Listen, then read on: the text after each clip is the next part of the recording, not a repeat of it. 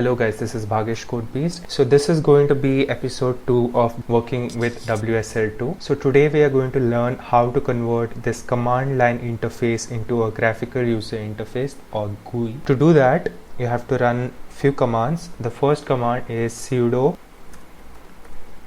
apt get update and sudo apt get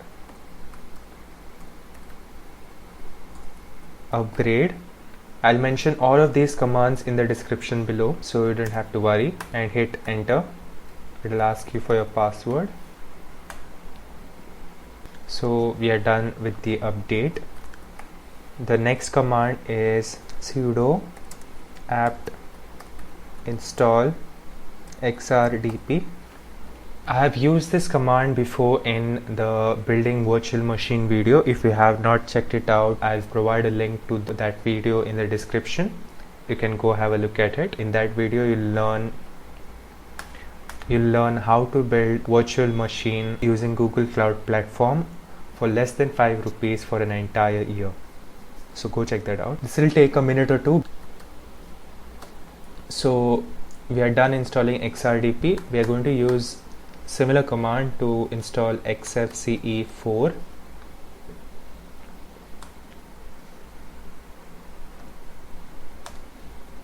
If you haven't checked out the previous video where I have taught you all about how to upgrade to WSL2 from WSL1, that is Windows Subsystem for Linux, please go check that out. Or this entire process of installation might take a bit longer since WSL is lot slower than WSL2. So we are done running all the commands which we require, that is upgrading and updating the Linux subsystem, installing XFCE4 and installing XRDP. All we have to do now is type in sudo service xrdp restart. So as you can see, XRDP has been restarted, and I have to check the IP address. You'll see that you'll get an IP address here. All you have to do now is go to search and type remote desktop connection and open this.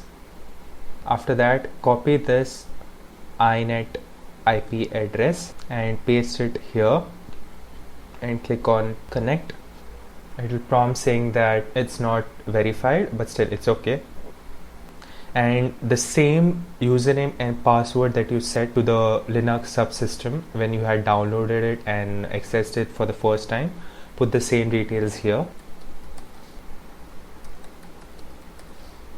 and hit enter, and there you go. You have your own graphical user interface of the Linux terminal which you had before.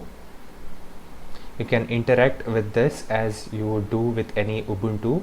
If I open the terminal and check for ls cpu, let me just enlarge this, you'll see this virtual system is using the same configuration as my PC.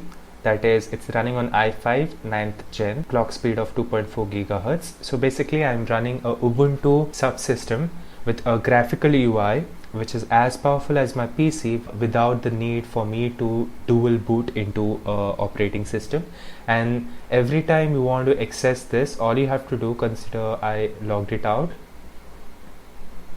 Okay, every time you want to access this, just power on your Ubuntu application.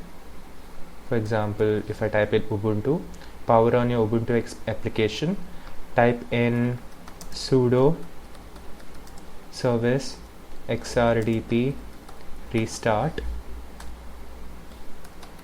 It'll ask for your password. After that, again IP add,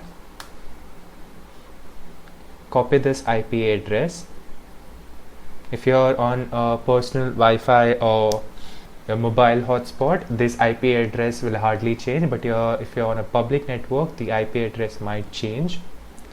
So all you have to do again is go to your remote desktop connection, paste in your IP and click on connect, and you'll be again connected to the system. Just type in your password and username,